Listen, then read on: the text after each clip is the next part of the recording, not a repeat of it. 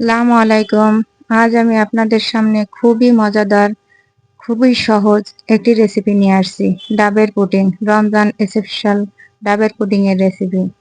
এত মজা, আপনি খাওয়া শুরু করলে শেষ করতে মনেই চাইবেন না। তাহলে চলুন দেখা যাক ইফতার স্পেশাল এই ডাবের পুডিংটা কত সহজে আমরা তৈরি করি।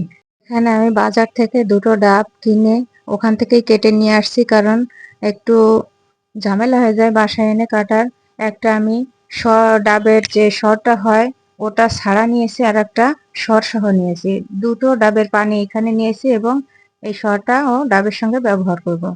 তাহলে চলুন আমরা সরাসরি চুলায় চলে যাই। এখানে আমি একটা পাত্র নিয়েছি এবং একটা ছাঁকনি নিয়েছি, পানিটা মেপে সেকে দিব। এখানে আমার কতটুকু পানি হয় কাপ দিয়ে মেপে নিবেন, তাহলে আপনার সবকিছুর মাপ সঠিক হবে। এবং পানিটা চেক করে নেবেন কতটুকু মিষ্টি, তার উপর করে আপনি চিনিটা ব্যবহার করবেন। মিষ্টিটা আপনি যতটুকু পছন্দ করেন, তবে ডাবের পুডিংয়ে অতিরিক্ত মিষ্টিটাও ভালো লাগে না, আবার একেবারে পানসেও ভালো লাগে না। পানি হিসাব করে একদম কম কম করে 3-4 চামচ আগার আগার পাউডার দিয়ে দেবেন। এটা আমাদের জমাতে সাহায্য করবে। এরকম একটা দিয়ে ভালোভাবে মিশিয়ে নিতে হবে। আগেতে কিন্তু চুলাটা ধরানো যাবে না। খুব ভালোভাবে মিশিয়ে চিনিটা দিয়ে দেব।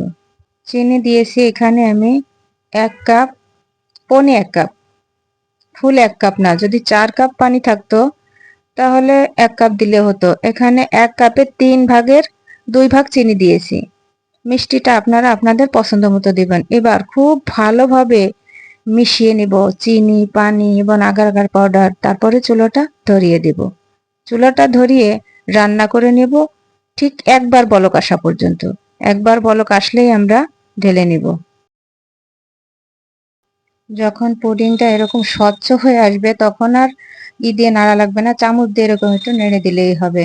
চিনি কিন্তু আমি হাফ কাপ দিয়ে, হাফ কাপের যে মেজারমেন্ট কাপের যে হাফ কাপ সেটা দিয়ে মেপেছি। প্রথম দিয়েছি হাফ কাপ, পরে হাফ কাপের অর্ধেক, এভাবে কিন্তু আমি মেপেছি। আপনারা আবার ভাববেন না যে আমি 1 কাপ দিয়েছি চিনি। 1 কাপ 1.5 কাপ, ওটা হাফ কাপ ছিল। এখানে আমি সেই যে ডাবের যে শাঁসটা ছিল সেটাকে আমি এভাবে কিউব কিউব করে কেটে নিয়েছি। তবে আপনারা আপনাদের পছন্দ মতো কেটে নিতে পারেন। আমি এটাকে যে পাত্রে পুডিংটা বসাবো ওতে সুন্দর করে সাজিয়ে দিচ্ছি। আপনারা আপনাদের পছন্দ মতো কাট করে কেটে আপনারা ঠিক একইভাবে করে নিতে পারেন।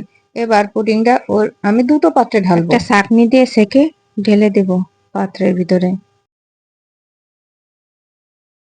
পুডিংটা সেট হওয়ার জন্য আমি দুটো পাত্রে ঢেলে নিয়েছি। এবার ঠান্ডা হয়ে যাওয়া পর্যন্ত অপেক্ষা করব। ঠান্ডা হওয়ার পরে মিনিমাম 30 মিনিট ফ্রিজে রেখে ঠান্ডা করে নেবেন, তাহলে খেতে বেশি মজা লাগবে।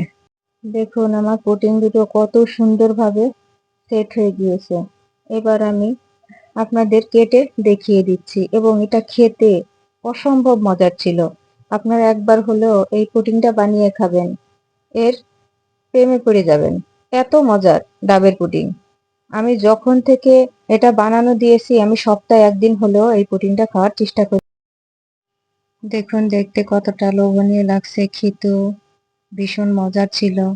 আমি ভিডিওটা করেছিলাম বেশ কিছুদিন আগে, তবে আমার এডিট করা হয়েছিল না। আমি অসুস্থতার কারণে বেশ কিছুদিন কোনো ভিডিও দিতে পারিনি, এজন্য আন্তরিকভাবে দুঃখিত। আজ এ পর্যন্ত, ফিরে আসবো নতুন কোনো রেসিপি নিয়ে। আল্লাহ হাফেজ।